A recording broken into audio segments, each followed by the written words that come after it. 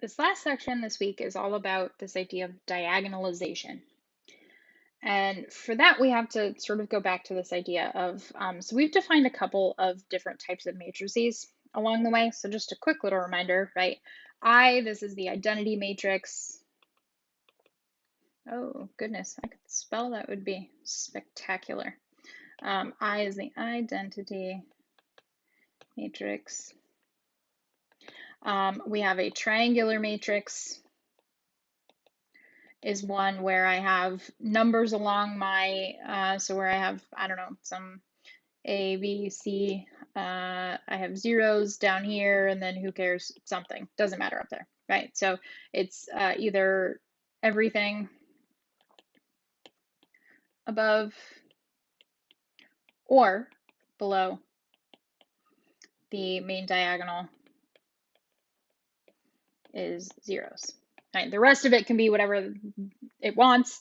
So that's a triangular matrix. So this last one, and we've talked a little bit about a diagonal matrix. So a diagonal matrix is a triangular matrix plus. So a diagonal matrix is a matrix. Oh, oh, oh no, matrix is one where we have anything on the main diagonal. So everything except the main diagonal is 0. Right, so the identity matrix is a really special diagonal matrix where everything on the diagonal is ones. Right, that would be 1 0 0 0 0 0 1. Right, so this is the identity matrix is a special diagonal matrix. But when we're talking about a diagonal matrix here, we're just talking about, it doesn't really matter. So like an example of a diagonal matrix, 2 1 0, nope, I already screwed it up. I don't know, 2 0 7. I don't know. That's a diagonal matrix, right? Or another diagonal matrix, I don't know, negative 82, 197, 8, right? That's a diagonal matrix. It doesn't matter what's on the diagonal as long as the main diagonal is the only place that we have non-zero entries. Okay. So the diagonal matrix has some really fun properties. The first of which is that if I want to find the nth power or the kth power of a diagonal matrix, so that would mean the matrix times itself, however many k times. Well, that's the same thing as if I just take the diagonal entries and raise them to the k power, which is beautiful. That's just a fun fact. We're not going to do anything with it at this point. The other thing that's nice is because a diagonal matrix is also a triangular matrix, okay? So these are sort of subsets of each other, right? A triangular matrix is like a bigger category. A diagonal matrix is a special kind of triangular matrix, and the identity is a special kind of diagonal matrix. So like it trickles down, right? Kind of like you could have quadrilaterals, right? Quadrilaterals is a bigger idea. So that our triangular matrix is kind of like a quadrilateral. Underneath the quadrilateral, you can have a rectangle, right? So a diagonal matrix is like a rectangle. And underneath the rectangle, you could have a square. Square is a special kind of rectangle. That would be like our identity matrix. You see my hierarchy? Is this working for you? All right, we'll see. All right, so we're going to talk about how to and determine if a matrix is diagonalizable. Say that 20 times fast. It's fun. So this comes back to this idea of similarity. So we talked in the last one, well, I talked in the last one about what it means for two matrices to be similar. So in order for them to be similar, so if A is similar to a diagonal matrix, then we say that A is not invertible. Then we say that A is diagonalizable. So to show that I have a similar matrix, what I need to show is I need to know what D is. So if I can figure out what this diagonal matrix D is, and I can find some P that's an invertible matrix, and if this is true, if I can get it, so if I do P times that diagonal matrix times P's inverse, and I get A, then I call A diagonalizable. Now, if I cannot find some P or some D that makes this true, then my A is not diagonalizable. So here we go. So here's our theorem. Our theorem says that it's diagonalizable if and only if A has n linearly independent eigenvectors, right?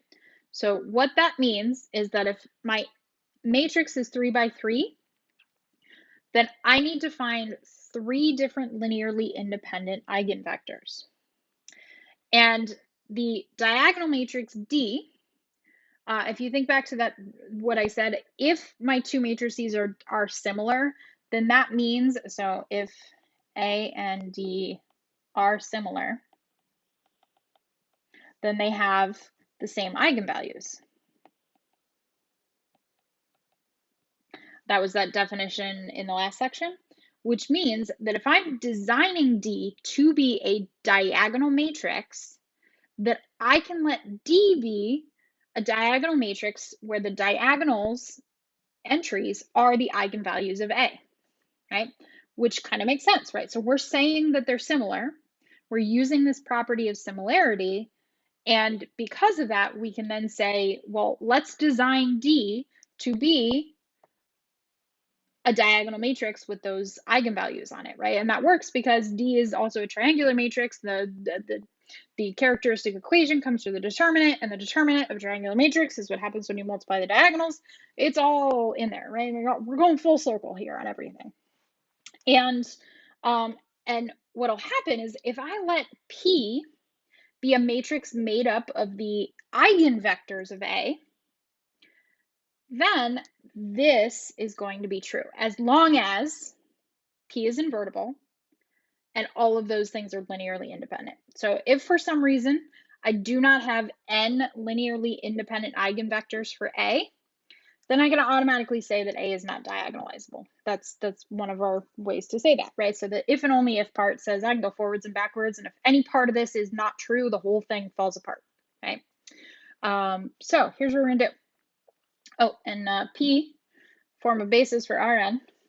This is called an eigenvector basis, and this comes from the fact that if we're making our P and have linearly independent vectors, then P is automatically invertible by the invertible matrix theorem, and P is automatically a basis for Rn by the invertible matrix theorem, and we call this the eigenvector basis of Rn, right? So, that's exciting. It's exciting, right? We already talked about eigenvector base, the basis for the eigenvector space or the eigenspace. So the eigenvector basis of Rn is the collection of these linearly independent eigenvectors. Fun fact. Okay. So to diagonalize, if possible, first thing we're going to do is we're going to find our eigenvalues. Then we're going to find our eigenvectors. And if I don't have enough eigenvectors to make n linearly independent columns, so if my matrix is 3 by 3, I need to have 3 linearly independent vectors to make up my P. So I'm going to make P from these ones. So P is going to be a matrix made up of the vectors found in 2. D is going to be a triangular matrix. And by triangular, I mean a diagonal matrix.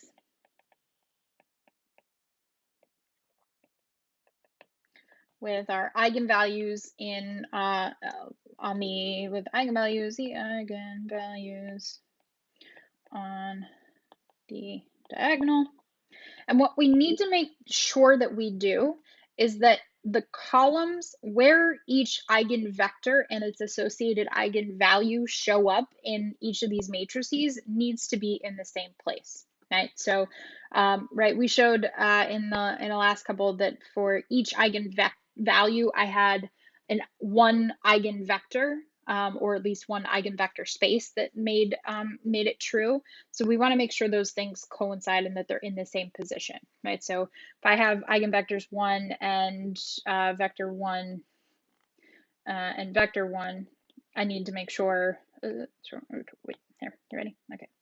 So let's say eigenvector 1 gives me vector 1, eigenvalue 2 gives me vector 2, and eigenvalue 3 is going to give me vector 3.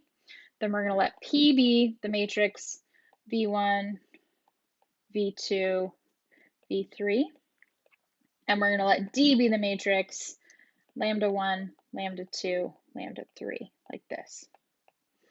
So this would be for a 3 by 3. Right? So you'll notice here that that vector 1 is in this first row, and by row I mean column, which means that my first column needs to have the associated eigenvalue in it for D.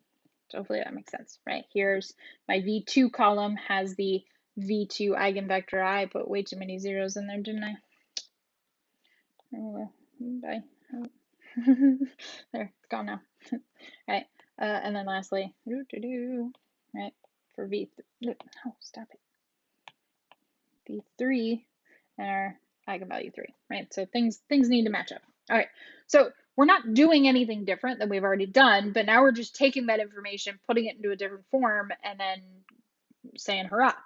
The last thing that we might want to do is to actually check this, and we'll talk about why this needs to work after we get down to the nitty-gritty of this. All right, so first thing we need to do is we need to find our eigenvalues. To find our eigenvalues, we need to find our determinant.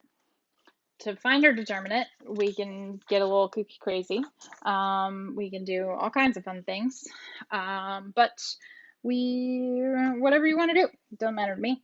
But one way or the other, we're going to need to know what our A minus lambda I matrix looks like, which is 1 minus lambda, 3, 3, negative 3, negative 5, negative 3. Oops, I wasn't paying attention. Negative 5 minus lambda, 3, 3, 1. All right. And we'll find the determinant of that. However you want to find the determinant of that. How do you want to find the determinant of that? I don't know. I'm feeling saucy. Let's, I don't know, let's go down this way. So the determinant of A minus lambda I, in this case, I'm going to take, so this one's positive, negative, positive. So I'd have 1 minus lambda times the determinant from negative 5 lambda times 1 minus 3 times negative 3. So this is my first cofactor, right? So that's first cofactor times the original, and then I'd have minus, because of this guy, negative 3 times whatever's left over, that's 3 times 1 minus 3 times 3, okay, and then plus 3 times the leftover would be 3 times negative 3 minus negative 5 minus lambda, negative 3. And I don't know about you, but I don't actually feel like multiplying all that out. So we're going to let life handle this for us. And by life, I mean I'm going to let some sort of something handle this multiplication for us. So go check it yourself, come back. All right, through the powers of I can pause, as well as you can pause. That whole gobbledygook comes out to be negative lambda cubed minus 3 lambda squared plus 4, which actually does factor out not so badly. So if we set our characteristic equations, there's our characteristic polynomial. So the characteristic equation is what happens when we set that equal to 0. Now this one actually is nicely factorable into negative lambda minus 1 and lambda plus 2 squared. Now, what you'll notice here is that this has a multiplicity of 2. Right, so my eigenvalues, so lambda 1 is 1, lambda 2 is negative 2, and lambda 3 is also negative 2. Right, so we have a multiplicity of 2 here on that negative 2. So that is nice in the fact that it only means that we have to do 2 different augmented matrices to find our vectors, but that does mean that there's a possibility that we might not have 3 linearly independent vectors. Right, so we're going to need 3 of them because we're talking about a 3 by 3 matrix here. So our P needs to have 3 columns that are all linearly independent. Our D needs to have 3 columns. And it doesn't matter that these are multiples, that's okay. So we need to actually set up our augmented matrices. So we're going to go back to this guy.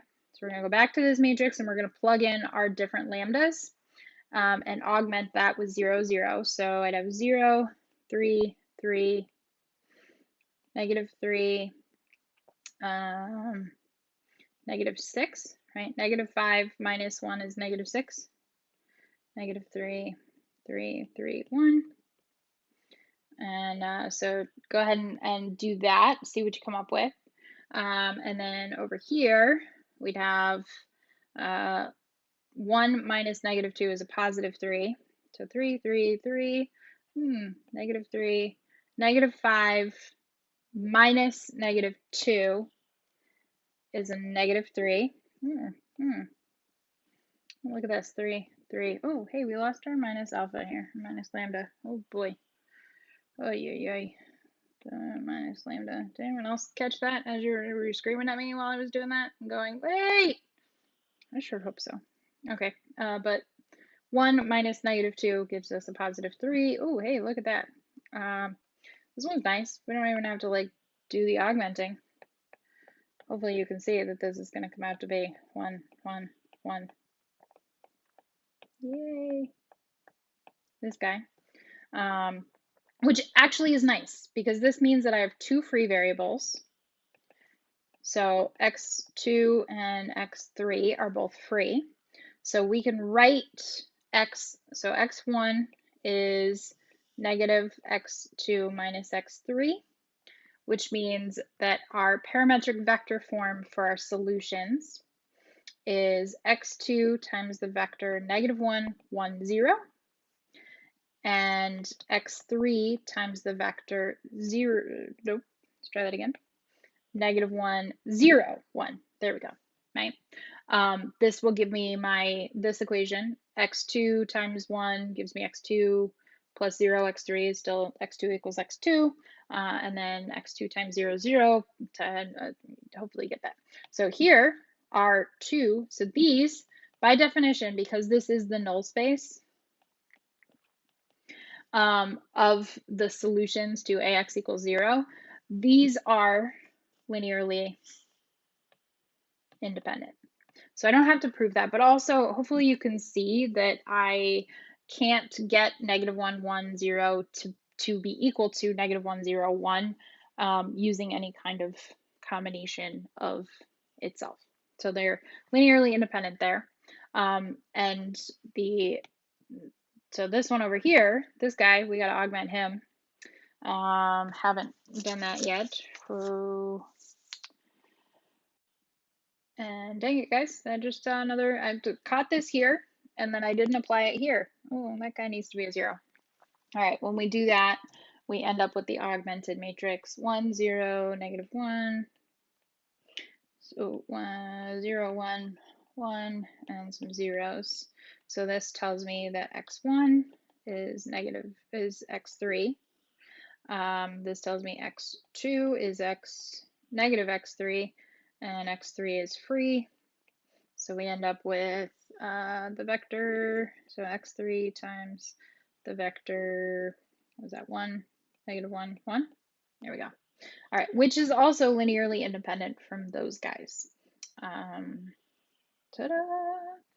All right, right, so we said that there was that theorem that said for each individual and unique eigenvector or eigenvalue, it has that the eigenvectors associated with it are linearly independent from each other. So by that property, this set of eigenvectors, this set of eigenvectors and this set of eigenvectors are going to be linearly independent from each other.